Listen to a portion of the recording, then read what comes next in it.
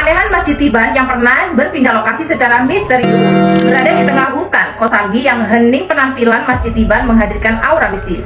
Masjid Tiban memang menyimpan sejarah dan mistis yang belum terpecahkan hingga saat ini. Masjid Tiban yang berada di Desa Terkesi, Kecamatan Kelambu, Kabupaten Grobogan, ini muncul pada zaman Kerajaan Demak masa kepemimpinan Raden Patah. Konon masjid ini dibangun oleh Sunan Kalijaga bersama santri. Sunan dan santri membangun masjid ini untuk melaksanakan ibadah sholat selama proses pencarian kayu jati di tengah hutan. Maka tentu saja setelah pencarian kayu selesai, Masjid Tiban ditinggalkan sendiri tanpa penghuni di tengah hutan. Dari sinilah asal muasal kisah misterius yang menyertai keberadaannya. Rentetan peristiwa mencengangkan pun terjadi pada masjid peninggalan Sunan Kalijaga itu. Setelah Masjid Tiban ditinggalkan oleh Sunan Kalijaga karena tugas sudah selesai, masjid menjadi tidak berpenghuni dan tidak digunakan lagi.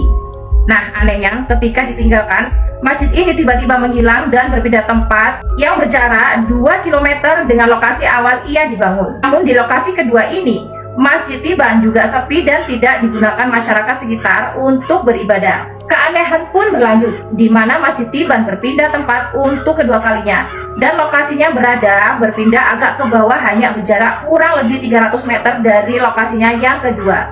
Warga yang saat itu tinggal di sekitar masjid dikagetkan dengan kemunculan masjid tersebut, hingga akhirnya masjid mulai ramai digunakan warga untuk melaksanakan ibadah. Lokasi kedua di mana Masjid Tiban berpindah kini menjadi sebuah kunden atau tempat makam ulama setempat.